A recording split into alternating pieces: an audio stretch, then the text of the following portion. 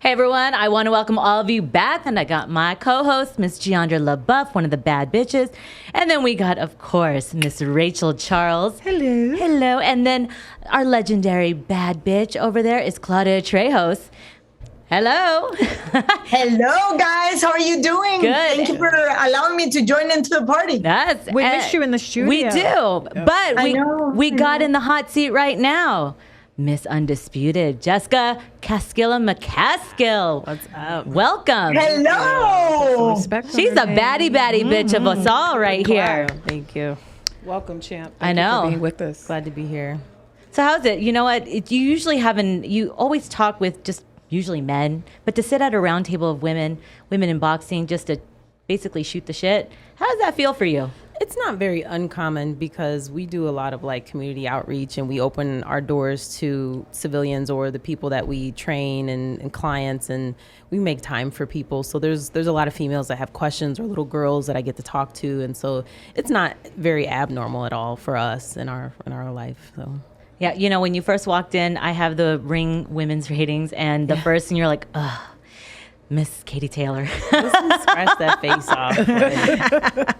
Whack. Yeah. I mean, I have a lot of things to say, but you guys gotta ask some questions. Oh, we're gonna get that to you. We're gonna get that I don't want to overstep my bounds. I don't know what you want to hear or don't hear. So there is no such thing as overstepping your boundaries here. Okay. But Jessica, okay, first of all, how has your life changed? You have become your first 2-time world champion, and now you are undisputed. You stripped the queen for the longest time, Cecilia Brækhus, and now you are the queen. You are the woman. The one. Things have just been crazy busy. Like, we just got off a plane last week, and now we're here. And before that, we were in Iowa and St. Louis, and we're going to be going back to Edwardsville, where my alma mater is, probably in a couple months, and then maybe to that fight. I don't know. I'm supposed to be commentating for DAZN, but maybe. Yeah, Come on. Okay. I literally would maybe watch 20 seconds of like the last round. I have no interest. Why? Why don't you have interest in this fight? I have no interest because it doesn't concern me. Because Katie, she only brings up my name when like she needs a little bit more like for her career. Because if you've noticed, Matchroom, DAZN, Katie, they've said my name and then they like covered up. Like there was supposed to be a 4-woman tournament. Yeah. And I was supposed to fight Cecilia. Katie was supposed to fight, I believe, Amanda, and then it turned into Delphine. And then Katie lost and they gave her that fight. And then I fought Cecilia and I won. And so then it just vanished. You disrupted the apple cart. That's what you did. Yeah, I fucked up the algorithm. So. Sorry, But Eddie. that's not the only time that's happened to me. So it's like, I just feel like there's a dangle, there's a tease, and, you know, there's other things that we can be doing. And it's like, it's not relevant. Don't mention my name unless you're actually going to send a contract, you know, like. It's just, we have to change, you know, the narrative of boxing of like, you know, you have to do what other people say and you have to follow who people are saying the flag holder is. And it's like, no, I'm going to establish my career, and me and my manager, Rick Ramos, we're going to figure out what's best for me. And then we're going to do that for the rest of the people on the ship, you know? Good, because it forces her to face you at some point. She has to. If she wants to call herself the best. I mean, like right now she's just tearing down female boxing by, you know, saying that, you know, another undisputed female fighter is not worthy of like a top 5, which that's fine. But it's just like, you know, if that's your thoughts and your feelings, that's cool. But like, don't make a video and the first thing that's out of you guys' mouth is, do you think Mccaskill? No. And then you know what happened to that video?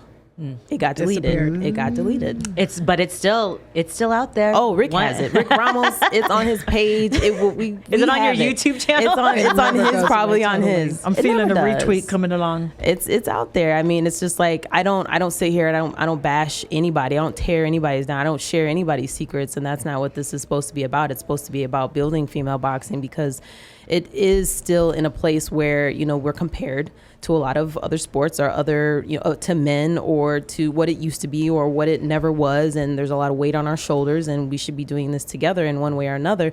I don't mind people calling people out for fights. Like, we've talked to Serrano's people. We've had conversations with my manager, her manager, on the phone together, all 4 of us, saying like, yeah, that would be a great fight. And then, you know, things changed and she went to a lower weight and it didn't happen. But that's how civil people act. You know, we're not trash, and we shouldn't act like that. Right. Well, before we put well, go ahead, John. You have some questions. Yeah. So what do you think that Matchroom does right? Because we look at where all the bulk of the best talent of women's boxing reside, and it resides within Matchroom. So what do you think that promoters figured out that the others haven't? Because we have this wealth of talent, but it's all being, I see Franchon Crew is over there now. What have they figured out? I think there's a couple things.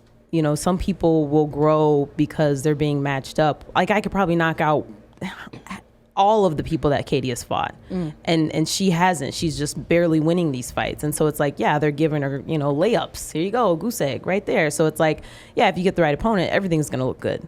But also they have the money and they spend it where they see fit. They don't spread it evenly, of course, but it's like, you know, okay, well, we're going to gas this person up. We're going to promote this person. Meanwhile, Rick Ramos, he's putting his money out there for, you know, getting ads and sponsoring things. And it's just like, you know, they have the power to do things the right way. And you feel like they are in some places, but not as a whole. Mm-hmm. So where do you feel like the respected level is now? Whenever you're the undisputed champion at 147, if this was on the men's side, that's still considered the glamour division, and now you are the undisputed champion of that division. So where do you feel like you lie within that hierarchy now? Well, I mean, I know I'm at the very top. I mean, this is as far as you can go, to the point where we have conversations about bare knuckle boxing, about crossover fights, about just kind of anything that could just kind of break the glass ceiling of the female side of boxing. So, you know I'm at the top, and I know I have a lot of respect and love from fans and other fighters. There's always going to be those people, like I mentioned, that just kind of go crazy just to get their name out there. You know, I mean, we played it that way at the very beginning, where, you know, we called out Katie. We were like, you know, we'll go to Pluto. We got passports. Let's do this. But it wasn't like anything crazy. But, you know, we wanted that work, and we got it. So almost knocked her out, really put on a good show. And that's when it, you know, female boxing really opened up. If I hadn't taken that fight, nobody would know about female boxing like that. Nobody would be putting money into Katie like that. We exposed her, let people know that she is beatable, or that, you know, there's nothing to be afraid of, obviously, but, you know, it just kind of changed the game. So I know that there are different things in the history of female boxing that I've changed, to the point where my first couple of fights, like, I was making a couple of $100, and I was using that money to put back into the tickets, because nobody knew me in Chicago. I was new to Chicago. Mm-hmm. And Summer Lynn, another 147-pounder under Rick Ramos, she's getting, you know, double, triple that now, and she's getting good money in her first fight. So I'm like, okay, the things that I went through, it's for a reason. It's for something. We are growing. It's getting there. Slowly but surely, it's getting there. So to connect that back, you mentioned at the top that you guys do a lot of outreach, and you talk to young ladies and little girls about the sport. What is the most common thing they ask you? Do they ask you about the money? Do they ask you about hitting hard? What do they like to know when they have a little FaceTime with you? They say, how old are you? And when did you start boxing? I mean, talking to kids or talking to people that are my age or older, they want to know, when did you start boxing? And I started after college. I was like 25, and I started the amateurs at that point. So it was like, I mean, if I was a male, I wouldn't have gotten a second look, because they want the 17, 18-year-olds. Some of the guys, you know, they can't even fight in casinos yet because they're not old enough, you know, whereas, you know, that's probably the one male-female comparison where I kind of slid under the radar, because, you know, there's no precedent set for female and age. You know, like, we all know guys, they kind of fall out after about 40 something, and It's like, okay, you're done with your career. Whereas females, it's just kind of like they let it ride because they don't know. So I'm 37 and we letting it ride. So you look good, girl. Thank you. I know. Wow. Claudia, I know you got some burning questions to ask the champ. Well, first, I just want to congratulate Jessica, because we've known each other for a while, and I know the kind of struggles that she's actually faced. But more importantly, she understands her role, not only just acquiring the titles and the belts, but also the fact that she's opening doors for other young ladies that are coming behind her. So with that being said, how heavy is that responsibility to open the book to other ladies to make history in the world of female boxing? Claudia, how heavy does that actually hit on your back? It's very heavy, because, you know, I don't walk out of the house without thinking somebody's watching me. Mm-hmm. I have to watch what I do, watch what I say, what I post. I mean, you will never catch me on a video twerking. Like, I'm not gonna What, you didn't see that video of Chick-fil-A, the girl barefoot and then coming out twerking? First of all, I don't even know if I can twerk. I'm too busy training in the gym. You have dance experience. I have danced We've in the talked ring. about I have this. done a little, Millie Rock, but it's like there's times to have fun and things like that. But I really don't take things to the far extreme because, and again, back to the heavy crown kind of thing where it's like, as soon as you push that limit too far, now you're categorized as something else. You're no longer a boxer. You're either just a female or you're a female that does this or this or this, and you're not a boxer. And you're not a professional athlete. Like, just to have the title of professional athlete is something that should be cherished and it should be taken seriously. And like I said, I do a lot of things with school, with my alma mater, SIU Edwardsville, with my grade school, Franklin School, my high school, Belleville East, and it's like we have scholarships out there and they're in my name, and I can't taint my name for likes or for maybe going viral. It's not worth it. Yeah. You bring up an interesting point because we look at what men do in boxing, and I feel like we've had these discussions amongst ourselves of what's the fine line between promotion, what's too much, what's too little. Because if we as women veer off that square even in the slightest, it's she's this or she's that and put in a box. What do you think is that line between promoting yourself and what's too much for you? I would always say to be yourself. I don't think anybody should change themselves for the internet, for your job, for a person, for anything. So I think it is important. Like, I don't wear matching socks. You will never catch me wearing matching socks. Yeah. Because that's just my thing. Like, why do I have to match? Like, let me break one rule. That's going to be it. Right. So, but I will celebrate, my femininity. Like, you might see some modeling pictures of me, nothing crazy, not a lot of skin, like I said, because I have younger viewers watching and that's what's important to me. And I have a certain level of professionalism that I hold myself to. And if somebody else holds themselves to a different level of professionalism, like I said before, we're not going to talk smack about people. That's them. They doing their thing. Great. But I do feel like there are things that happen in the male boxing community, things that cross the line of like, the police being called or like having court dates, and then they get back into the ring and they fight and then they're celebrated. And that's kind of like, how does that happen and why does that continue to happen? Yeah. And I'm not saying anybody by name or any situation specifically, but we all remember certain things that happen, and so it's just kind of like I think female boxing in certain people's minds is still on a trial basis. So we got to get through that that 90 day, which is a very long 90 days, until we just make it and we don't have to answer so many questions to so many people. Rachel, I always bring this up to you. Okay. So Here we go. we obviously know she's a boxer. She's a female boxer, but you don't like female boxing. do And we not. understand why. I do not. She doesn't understand. I think we're on the same page though. I don't watch female boxing. Wow. Yeah. Why? Like if I'm on the treadmill, I'm watching guys. Why don't you watch female boxing?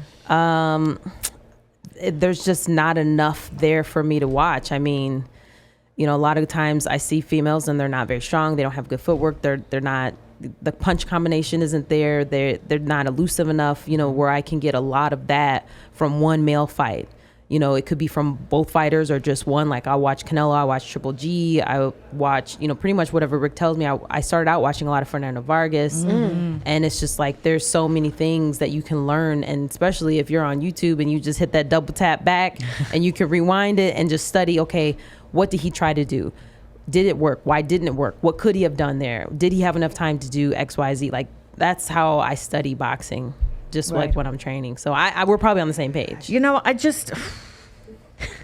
It's all right, Rachel. I get a lot of shit about me and my stance on women's boxing. Yeah. So I've been boxing for a really long time, and people are, why don't you like women's boxing? You're such a bitch, and that's sexist, and that's this and that. You just like the men, and it's like I prefer men to watch the men. I do not like to watch a woman getting punched in the head. I don't want to see a woman bleeding. I don't want to see her bruised up. I don't want to see her battered in the ring. You know what I mean? And that's obviously what you're going in there for. You're going in there to beat someone up, right? Personal reasons, whatever, my preference, my taste or whatever. I just can't get with it. I can't. I respect it because I'm not trying to do it, right? and I'm just not, Yeah. right? I respect what you guys do, but it's just like I just can't get my head around it. I've heard that before. I though. really can't. And I just, you know what? It makes me like, I just saw soccer. The women's football, right?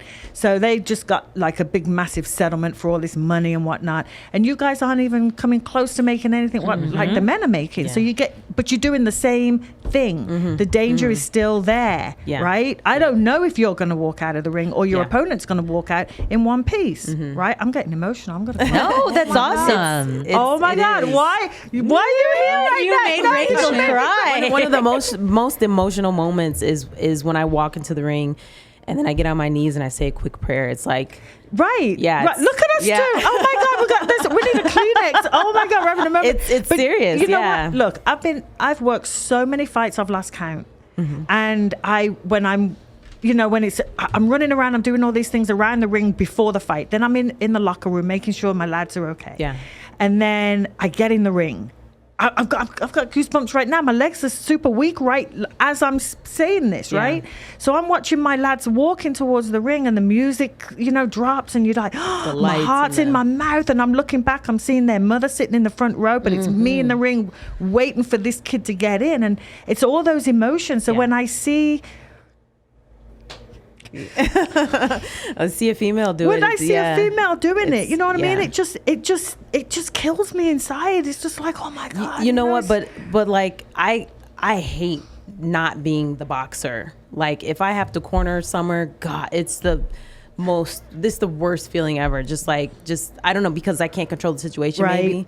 But like when you're there and you're getting ready, you're getting your fighter, we're ready to go. We are ready to almost kill somebody. We are ready to take punches just to get off a punch. Right. Like, I don't know if this makes you feel any better, but like we're headed into war and you being there is probably one of the most like inspirational kind of things that we could have with us, and that just makes us feel stronger. Well, that's it. My boys always say, as soon as we see Rachel, we're good to go. That's shit is good. That's our Rick money's for me, good. yeah. Our wraps, water, ice, everything is good as soon as we see Rachel. Blinders on. But yeah, exactly right. But when I see a woman, like I shared this with the ladies before. Like I come from a super abusive background.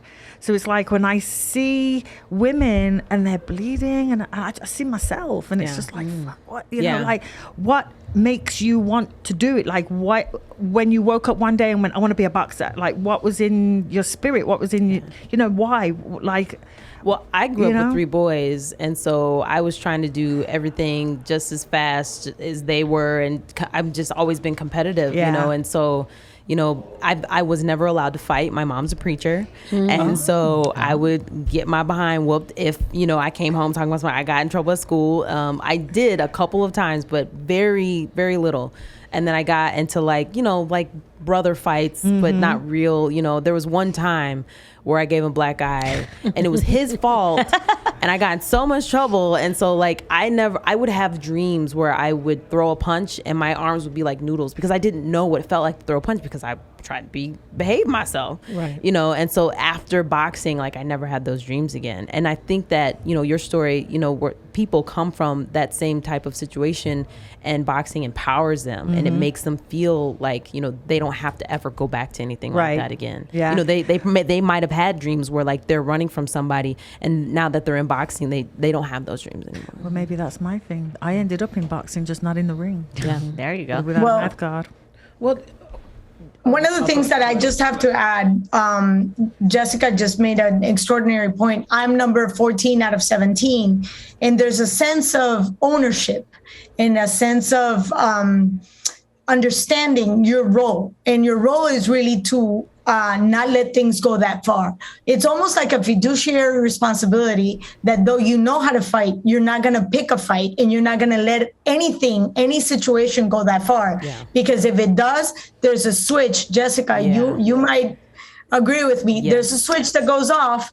Once you get past that line, it's like it's a point of no return. For sure. You push me that far, guess what? Yeah. The Hulk inside of me is going to come out, and trust me, it's not going to be pretty. Even just- so it's a give and take situation, Yeah. I think. Even just being like in Chicago on the red line early in the morning and somebody's like, or late at night and somebody's popping off, I'd be like, I'm gonna have to save this lady.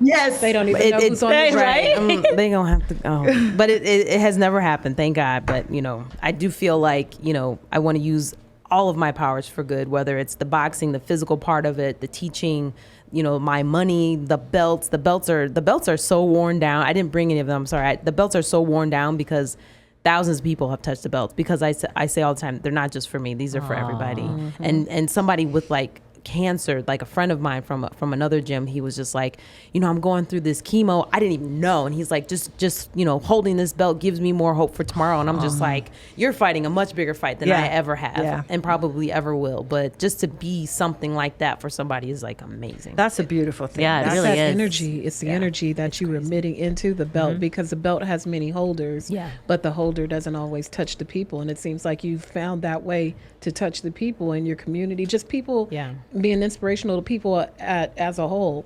But there is something I wanted to ask you. You touched upon your fighter that trains with you, Summer Lynn, who's in your gym. And you mentioned that how hard it is to corner for her because you know you're there for support. You can't jump in the ring with her and fight the fight for her. So what are you, when you are in the corner and you see her out there and she's working, what are you thinking, and what is that emotion that's different from the emotion that you have that you take in the ring when you're fighting yourself? When I'm fighting myself, I'm fearless. Like I have no ounce of the other person is going to win, like zero. It's just complete domination.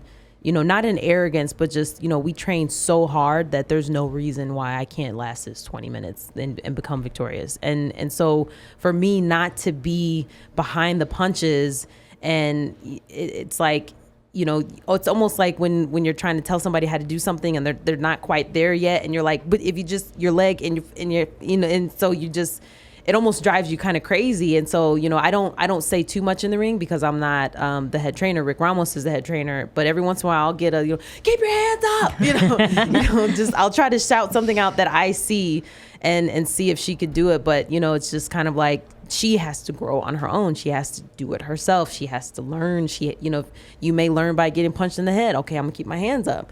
And, you know, if telling them isn't gonna do it, then they have to learn on their own. And so it's just kind of like, I'm there for support. Olivia Curry, she just signed with Fight Stars, and she just had a fight in Iowa. Same thing. You know, I wasn't in her corner, but I was front row. And sometimes just being there like helps people's, you know, self-esteem or anything. And so if I can just show up and help, then I will. You know, if they're my people and we're there for each other, then I'll do that. So it's good to see a familiar face, especially when you're in the ring. Yeah. Now, I don't know if some people don't. I remember when I first interviewed you, you were also an investment banker. Are you still an investment? Are you still I in quit my job. Oh, once you got that undisputed title, I quit July of last year because I could.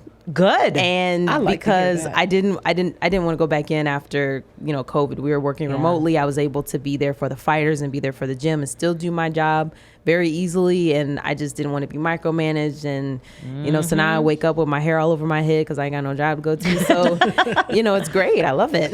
Do you miss it sometimes? Just Nope. I mean, the thing is like, I'm a DIY person. I will figure out how to do something on my own. We're moving our gym from one floor to the next. I brought all my power tools. I am there for it. You know, I will make gear for the team. Like I will figure out everything just because I just like to stay busy. I keep my own mind creative. I don't need, you know, a corporate place to tell me, you know, do this. And I mean, I enjoy computers and the techie stuff that I was doing, and, you know, it was a great job. But, you know, there's bigger and better things. And so sometimes you just have to open up the doors yourself. Girl, you weren't kidding. Oh, I'm sorry. Go ahead. No, I was going to say money. That's a good thing to have money management, because we see what people do with their money in this sport. Yeah. Rick is always, so like I said, when we first started out, you know, we used the money from the fight, my purse, and put it back into tickets, because not knowing anybody in Chicago and trying to sell tickets, and the promoters are only going to look at you if you're a ticket seller. Right. So he would put money in, I would put money in, and then, we sold out our tickets. Okay, that looks good. We'll book you for another fight. And then he would say, okay, save some money. So, you know, if we need to hire sparring, we can do that. And that's how it started. And now we fly people out. I redid my basement. He redid his basement. They can live in the basement if they need to. It's, fully furnished, fully everything. And, we fly people, in and out from Louisiana or Cali, that kind of thing. So it has definitely grown to the market, the money management, and B, just like spreading that knowledge to the other fighters as well.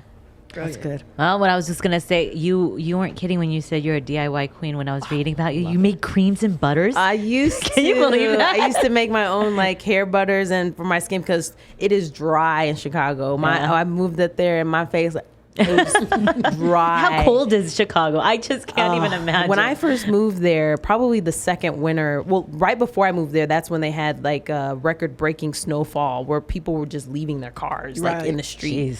And then maybe a couple winters later, it was like 20 below. So you would like see this much of people, just their eyes. But sometimes it's okay. It's not that bad. I can't imagine. Do I you grew up road in the work in snow. that? No. No. Well, I mean, we shovel a lot. Like Rick shovels a lot. I shovel a lot. Sometimes he comes to shovel my place. So that's your strength and conditioning. It is. But there was one video that he posted where he couldn't get down my street because they hadn't shoveled it. So he was on like a main street, like a block off. And so I'm like high-kneeing it through the snow and he posted it. And then like everybody picked it up and was like, look at Mccaskill training in the snow. I'm like, I thought that. Yeah, I sure was. Not gonna say no. Exactly. Yeah. No need. I'm going to ask you a question, and I don't know if it's off the table because I didn't get to ask you before, but it's out on Instagram, and Nothing's off the table. so you have a new love life. Oh, you already knew. You knew. I was like, she Yes. made it. They made it Instagram official. So, we got to spill the tea. Aw. Yes. So how long has this? We need to put the air on. Oh, you're right. It just I got know. super hot in here. Like, Claudia, really so hot. I'm like, I just called her out about Rick and Jessica. Yes. Ooh. Not fair. Not fair. Love of my life, That's Rick not Brown. fair. He's gonna be blessed. They were Claudia. Jessica, let's be honest. They were Pepito, Menganito, Perencejo, anybody, Oh, goodness. male, we wouldn't be talking about their ladies. Why are we talking about her man? Really? That's probably we wanna true. know. Well, no. The only time that's true, Claudia, is when they're both celebrities, which we are. So Yes. that's when it comes out. We're celebrating. Like Michael B. Jordan and Lori Harvey. Everybody wants to talk about. Yes. So, yeah, It's a celebration of love. respect, And unity and two and people respect. coming together, working together. Yes. You guys are truly Right? best friends. I Yes. mean, you guys have been together from the very beginning. You guys Yes. seen the ugly, the beautiful, the sweat, the tears, the crazy, everything. all the dark side, the light sides. Like we just deal with a lot of it together. And we help each other through a lot of those situations. Yeah. Boxing is kind of ugly, and especially when you talk about the business side of it, it gets crazy. You get inboxes, people say things, and it's just like, you thought this person was your friend, and then, they say things like, why would you take that fight? She's going to get hurt, and, crazy things. People don't really believe in you. And so we have to believe in each other, and we help each other out through things like that. So, Well, you almost need that, don't you? Because, sure. like you said, boxing is just so full of snakes and sharks and dirty, nasty, Oh my God. shitty people But I that you just need wanna a add best to the friend, fact that- Not only that, but we need to remember that Jessica, until not too long ago, she held a very, very stressful job, and she needed a teammate. And who better than her partner to take care of her, make sure that she was training, eating, because there's a lot that goes behind the scenes that, if you're not many fighting, see. you're not privy to that. Yeah. So I am so proud to know that everything has worked out the best way it should have, and that she's still here, and she actually left a very profitable job to make sure she could make a living. well, not with just her me, love. not So- just me. The whole goal behind us, buying our own tickets and putting money in. And Rick lived in his gym for a while and just saving money to put his son through high school and things like that. Like I was like, one day I'm going to retire him, and I did. He quit his job the April before I quit my job.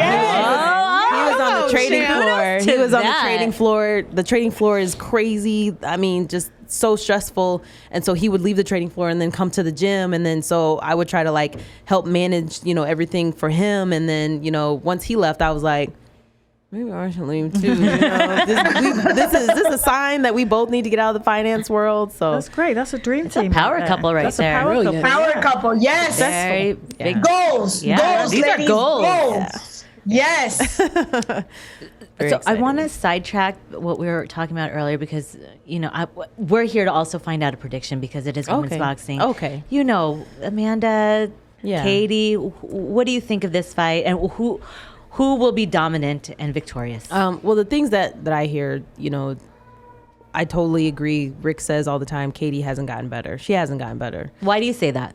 She has the same like fight patterns for every fight, and it's almost like you know what she's gonna do. You know, she hasn't gotten stronger. She has less knockouts now, and so it's just kind of like there's nothing new in her playbook really. She still holds a lot, and so you know, and Amanda, I don't really watch a lot of Amanda's stuff.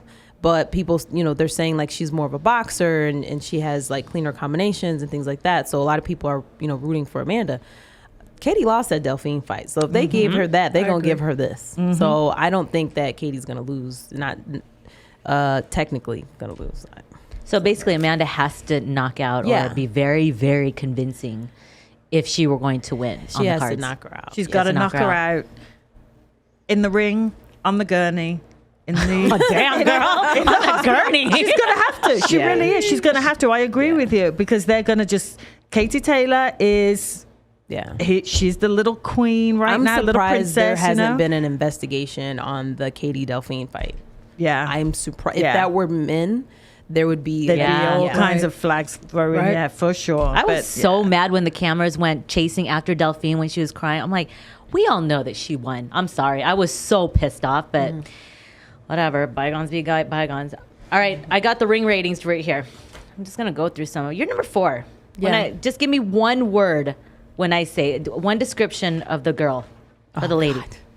Katie Taylor. One word. Protected. Oh. Ooh. I wish we had like those Spot on. buttons. Like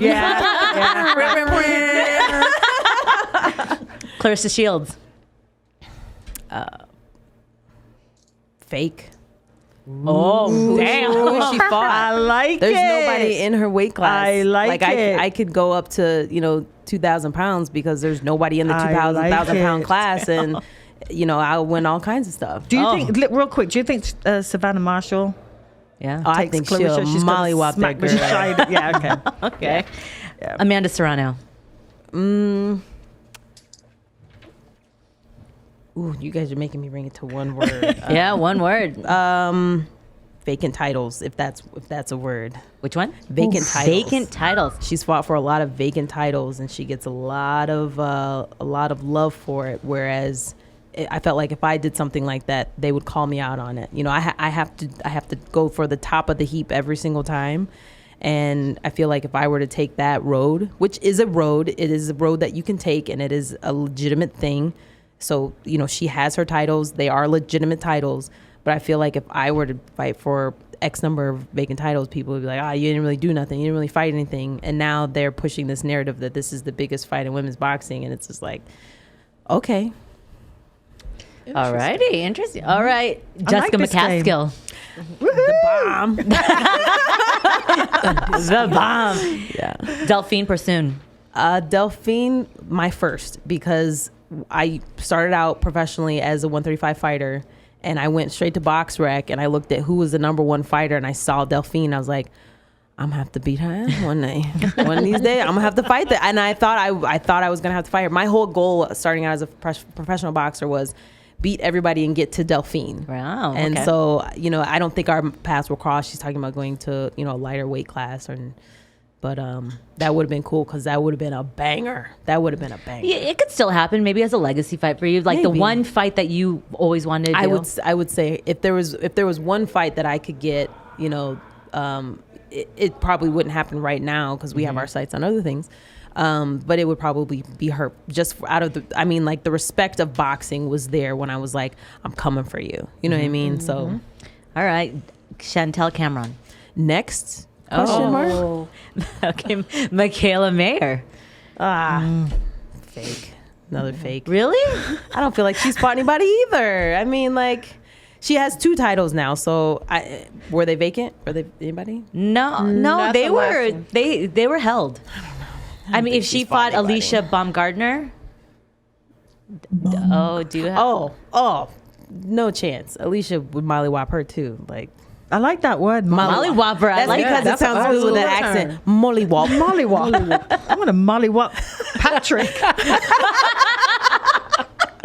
That's what I'm gonna do. Sinisa Estrada. I love Cynthia. Okay. We met her on a different broadcast. Wait, what's the one before. word? You're doing full on sentences. I know. Here. You're breaking I know. There's the rule. so many words. Future. She could be something really big in the future. She's already got a really good name for herself.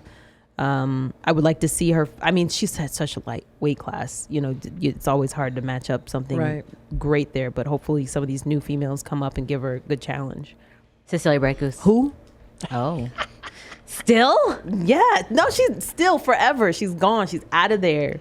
There's no trilogy. There's not another fight. I've done it Are they twice. asking for a trilogy? There's just people like talking about it. I'm like, you guys obviously don't know anything about boxing. There will never be a trilogy. I won both of them. On the first one, nobody had her winning. The second one, definitely nobody had her winning. It was just the first one there was a draw, but nobody had her winning.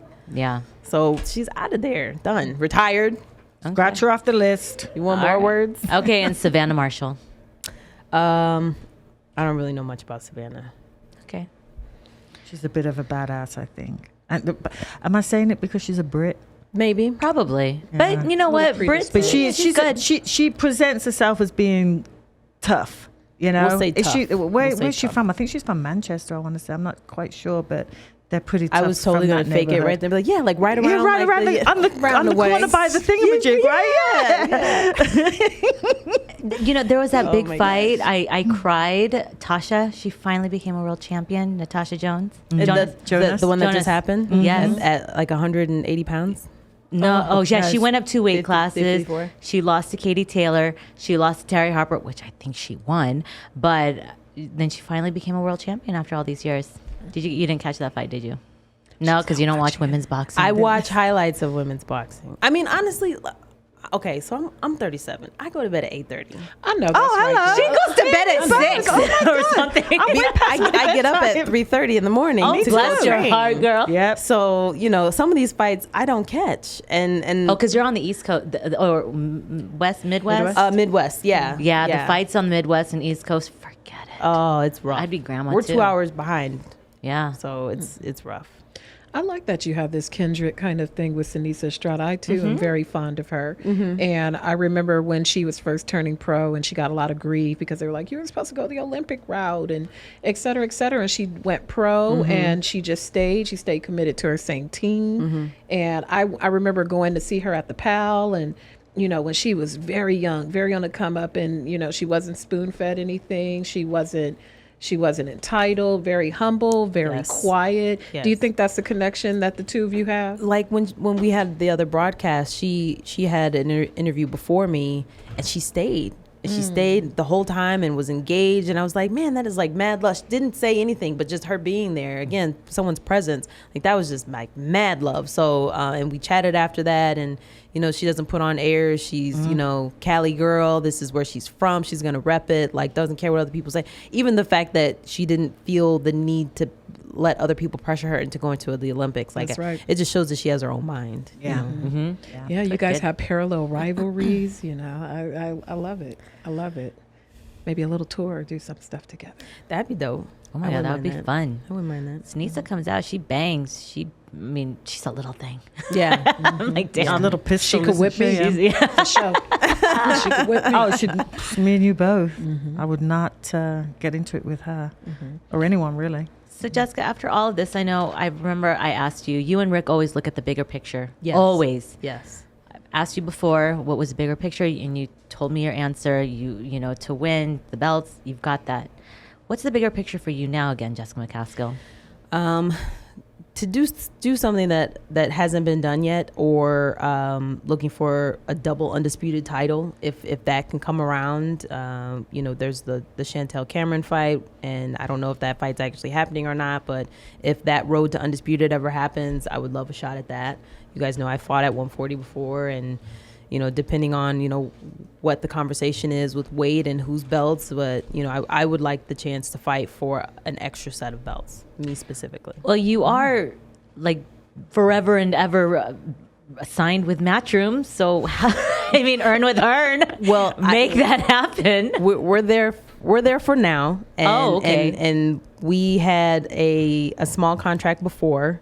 And when the contract was pretty much over, they announced on their website that I was one of their fighters, which is embarrassing when people say, "Oh, congratulations, you signed with Matchroom." It's like, we've been signed with Matchroom. They just didn't claim us. So, so we're with them, for now. It's not a long-term what they said. It's just a few more fights, 2 more fights. So. Because when we think long-term, it's long-term. Yeah, no, and I wouldn't suggest any fighter to do something like super long-term. Yeah. Make sure that you have your options. Make sure that you put things that you need in the contract. A lot of people don't understand contracts. Don't read them. That kind of thing. So we're keeping it nice, sweet, and short, and we'll go from there. Twitter swears they know everything about. Oh my God! Why'd they sign that? It says here. Everyone on Twitter knows everything about the business. It's crazy. It's crazy because a lot of this stuff comes in from the older generation. When it comes to contracts, when it comes to training, run 20 miles. You fight for like 5 minutes. Like, why are you running 20 miles? Right. In contracts where it's just like they don't they're embarrassed to take it to somebody, explain this to me. Yeah. My mom, she works in law, and I'd be like, Mom, will you read this for me? Just make sure, like, I think I'm good. I read it, but I want you to take another look at it, or she'll have somebody look at it for me. Rick looks at it, like everybody, because people are signing over their rights. Yep. They're signing third-party promotion deals where they're giving a third of their money away it's like how they want to know how I buy a house, how I buy a car, pay off my school loans, buy Rolex. It's like, it's because you got to read your stuff, know what you're doing. You got to have a good manager that's going to like cut this off. Like, you're not going to pay that. No, we're going to renegotiate this. There's an intimidation factor, I think, when you're sitting there and you're like, oh, you're sitting there, let's just say Eddie Hearn, Frank White, all the big, DK, all the guys, and you're sitting there and you're thinking, I'm here, this is where I've trained to be, I want to be with this person, I'm sitting right in front. They just want to say yes. I'm just going to sign it. It's blank, I'm going to sign it, who cares, And then the next minute, you walk, you're making no freaking money, or you're paying for, if anybody says sign this, if anybody says like, your no, family, you can't, you have to sign it right now, the deal's off the table. You have to be ballsy enough to just walk away. You're worth more than somebody rushing you. Yep. Absolutely. Yes. Yeah. The one thing I need to always make emphasis, and Jessica just touched on a great point, know your worth. I've always said in the years of boxing, the most important part of a fighter is education and support and advising, because a lot of fighters, like you guys just mentioned, in the need to just get bills done and paid for and that quick fix, they forget that there's a fine print. And that's why I love the fact that Jessica has all the support that are really looking after her best interest. Yeah. How often does that really happen in boxing? Not too Barely. often. No. You know what? I'll tell you a story. I had a kid straight out of the Olympics, green as grass, but he had a great management team.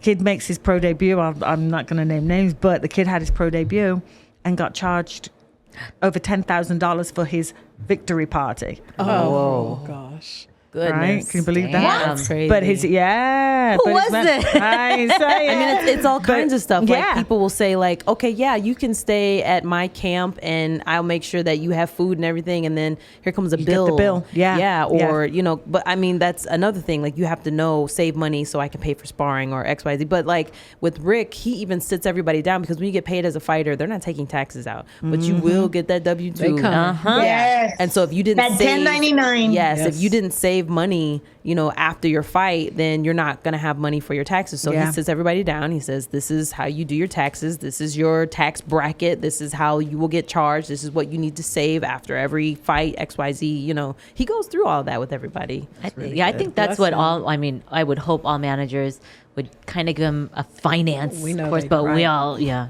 I was talking earlier about Paul Williams, Paul the Punisher Williams, used to be one of my lads. And when he would fight, and his manager, trainer, Mr. Peterson, George Peterson, would say, spend this on yourself, put that in the bank, do your taxes, do this, save, invest, whatever. And when he had his unfortunate accident, he's okay. You know what I mean? Like Right. he's eating. He's still got his homes. He's still got. He had money Yeah. to be able to be That's- prepared for yeah. that tragic goodness. day. Not even a rainy day. Tragic. You Yeah. know. So Right. Yeah. thankful for that. Yeah. Rick doesn't let me I have an electric skateboard and he won't let me ride it. It is dangerous. He's right. Sorry, it's I dangerous. also have a. He's right. Well, that's the whole point of being a prize fighter. You buy yourself a prize. Okay, and did then- you see Mike Tyson fall on the electric skateboard, whatever thing? He hurt his back and almost broke it. Just saying. I have a one wheel. Am I right? I have a one wheel that's basically not touched, and I think my Facebook community of one wheel people think that I'm out here riding dirty. And I'm not riding. Not riding at all. I'll take Rick for a stroll afterwards and have a chat with him if you like. We'll get you a You'll blinged be out on like that a wheel. tricycle. You know? With the little, A big with the little blinged out with rims. Rick's and like, they how about a spinning. treadmill? How about that? Bling it out. Hey, bling it out. What's the most expensive thing you bought for yourself? The one wheel and the skateboard are pretty expensive. Well, I mean, I bought a house and I bought a car and I bought a Rolex. I mean, about those things. That's good. Yeah, Those I all paid off my school debt. that's key. Yes. Good job. Well, Good job. That is Yes. excellent. I love to hear that. That was awesome. Everything else that you have, those are investments. Yeah. By the way, I just want to make a very quick observation. Travis, if you can give me a white shot again of the ladies. Woo. Check out. You guys are all drinking water. Hi. Yes. What are you Guess drinking? what? There's no what? Do you Being home. do you drink? Do you drink? Yes. I know, wow. Travis. That's what I'm sharing with. How come we This got is a nothing? Beautiful Malbec. I just wanted to share with you guys. Thanks, Claudia. I don't have no Jesus juice here. What's sticking going with on? Yeah, thank you. There Just might have wanted been to some share other with one you guys. words coming out of you. Gotta be careful. You know you love me. You know you love me. That's funny. That comes with love. Yes. That might be the next sponsor. You know, alcohol grapes. people. Let's do it. Call my manager. Yes. Right. At Rick Ramos Boxing Instagram. Exactly. Oh, did you guys hear about the Creed thing? I saw you. Congratulations. I got a strong 8 seconds on Creed 3 as a commentator. So that was pretty interesting, being on set, having my own trailer, and working with Michael B. Jordan, who's the director Oh, of the how movie. is it? That's Tell us. amazing. Oh, my he's God. just as casual as we are right now. Yeah. He's just Yep. we just cut to give you guys a second to take a break. No big deal. What he's laying on the ring, in between me and Todd Grisham, just whatever, blah, blah, blah, blah. And just I love what you said about that. Run that a couple more times. Just whatever you feel, just say That's that. cool. It's just Oh my God. so nice. Yeah. Don't tell me what to feel around him. I swear to God. She's all over that. Cougar in the wild. I'm just cougering. I'm doing what naturally comes to a cougar. I don't know what to tell The you. next time you have a chance to talk to him, ask him if he wants to knock out Andre Ward. Oh, and he'll have a funny. yeah. I interviewed him for the first 2 Creed movies over in my other life, and he was saying how excited he was to have those kind of scenes. So ask him if he wants to knock out Andre Ward. Okay. Because that's another thing that's kind of been in and out, Andre coming back or not. And Yeah. You is think? I would. He love to can't see come it. I would back. stay up for those fights. Yes, he cannot come back. Remember, he just signed a contract with ESPN. Hello. He's got to keep that pretty face. Yeah. And you know what? At this point in time, what does he really need to prove? Which leads me to my next question. I've been raising my hand for a while. So We can't see Travis, just cut in. Just cut in, girl. But I can't because I respect my ladies. So yes. So at this point in time, when you see somebody like Andre Ward who retired undefeated, for sure Hall of Famer, what's the ceiling for somebody like Jessica Mccaskill? Well, not being retired yet.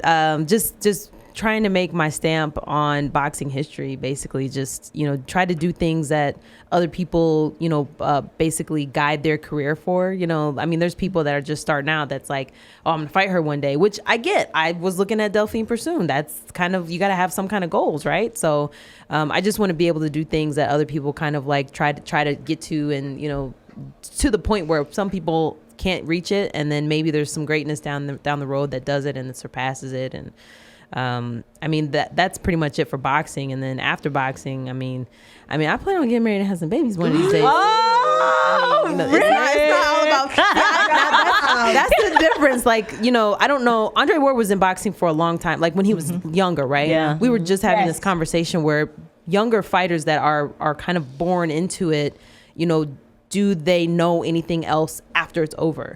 I started when I was like 20 something. You know, I always just wanted to be that 90s career woman, you know, that I saw in the movies with sharp suits. You know, that's what I wanted to be.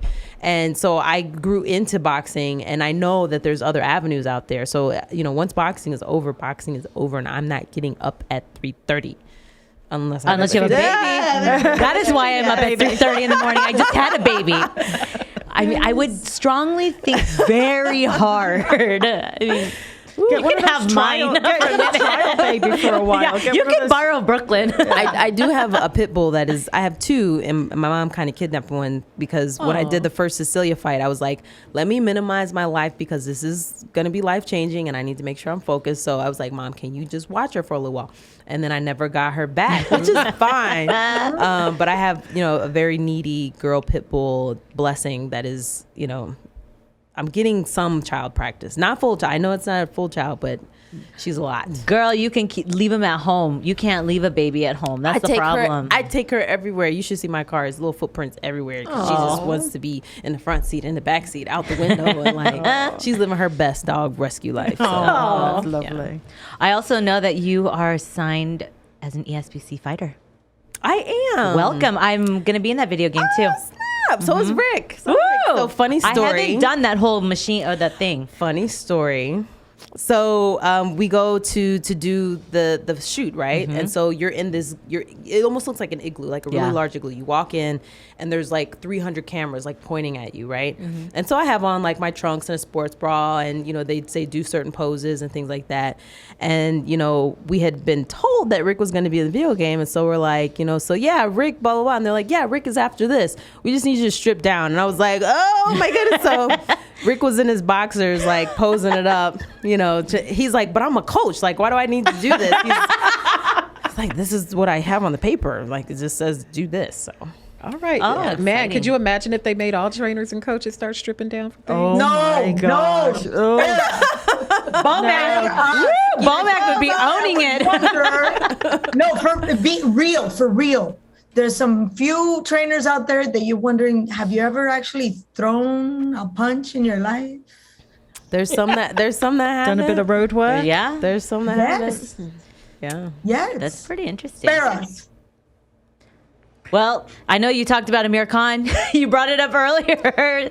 What did you watch that at least? No, I did not. I heard what happened though. So, I mean, a lot of times people are like, what'd you think of this fight? And I'm just like, I'm not the one for that. Like, I don't know. Like, he got knocked out, right? Yeah. Well, Yes. they stopped the fight. They but stopped he the was fight. getting- I Okay. thought he was going to get knocked out in the first round. Yeah. But How many rounds did it go? Damn. What was it, like Ladies press con material. Oh, I think it went to like 5 or 6. Seven? What did Claudia say? I'm sorry. I don't know. What did you say, Claudia? That it was a Brady's press con material, according to Rachel. She was expecting to be done in the first round. Yeah. Not that bad. Come on, give Amir a little bit of credit. No. He got wobbled. He got caught. wobbled. He got in the mollywobbled. first round. He did. Mollywobbed. There you go. Mollywobbled. That's our new word. I'm going to make There a it t-shirt. is. He There did, it is. but I thought he was going to. I thought it was going to be over quicker than it was. But Well, you know, Yeah. good for him for staying in there and for, you know, trying to actually fight. You know, we've had some situations where people just go in to get the check. The You check, know, right. Yeah. That's not dignifying for boxing at all. at all, So. yeah, I agree. No, Totally I think agree. it's sad to say because earlier that day, Linares fought, and sad to say it's time for him to hang it up. I don't, He's Claudia, been did you killing catch too. that? Did you catch Yes, that fight? What did you- yes. I was heartbroken. Oh, it was good. Yeah, I don't think Linares has been the same since he fought Vasily Lomachenko. Yeah. And it, you know, like we've always been prepared for Linares to go down and then just get up, you know, Tito Trinidad style. But with Vasily, that was not going to happen. Yeah. Obviously, he was he is in the sunset of his career. And Amir, we've been waiting for that moment, especially after that nasty loss against Canelo. That was brutal knockout. And I literally thought that was the end of his career. I think they're both edging on the very end of their career. There might be a fight just to make some money and just call it quits. just because of pride alone and because they can carry on, in Linares' case, because of their amateur pedigree. And obviously, Amir Khan, after 2004, there's a lot of glory behind the Olympic representation of England and everything that he's done for his home in Pakistan. But other than that, boxing-wise, I think it's done. They're both done. But will they hang it up? Because again, they've done it for so long. Like, you have to have good people on your team that will say, like, it's time. Mikey, exactly. You know, Jess, I think we've conversed about that in many ways. I mean, the corner is the one defense team for any fighter. They're the ones that are supposed to be in the fighter's ear to say, you're done, call it quits, be it in the fight, be in the career, be anywhere. Yeah. But somehow when you're the smartest man in your team, then we have a problem. Yeah. When you're calling the shots, you're not showing up to training on time. You know, you're not giving your full effort. You're probably not training correctly, eating correctly. And that's dangerous. You're sparring guys or people that you're like, oh, no, I can take it. It's fine. It's like, no, you're getting punched in the head. Like, your coach has to be your kind of go-to for everything. Like, Rick handles my sparring. Like, if I'm not eating, now he cooks for me. But, you know, we would order like prepared meals and keep them at the gym. And, you know, he organizes the training for me. Like, hey, today's 2 a day, today's a 3 a day. You know, all kinds of, what time are you going to bed? You know, that kind of stuff. We would just keep track of all of those things because they really do make a difference. Yes, Very indeed. much so. So lastly, I have another question. Now that women's boxing is shifting and there are more women out there, there's more competition. Over on the men's side, we're seeing more second generation fighters now. We're seeing Holyfield and you're seeing more second generation. Mosley, Shane Mosley's kid's been fighting for a while. Patton's been fighting for a while. Do you think that this next generation of fighters, when they come from fighters, can fight with the same intensity because they're not born of the same struggle? You mentioned that you want to have children. Do you want your children to fight? And what do you think about second generation fighters? They got to talk to their daddy. You know, maybe Vargas's, you know, they're all fighting. I think they see it differently, where they have such a high goal, like be like dad, that they push for that, not necessarily like, let me make it to XYZ, but let me have a record as good as, or, you know, let me have as many belts as, you know, maybe they just have a different like avenue that they're trying to get to, but it's still a very, you know, tall order to fill. I think, and you know, honestly, when you have those dads and they have money, you are getting the best of everything. So you're getting the best training, you're getting the best sparring, you're getting all those things, which can only make you better, right? I mean, they're not going to let someone hurt their son who could be their lineage, their namesake. So, I mean, that's what you would think, that's what you would hope.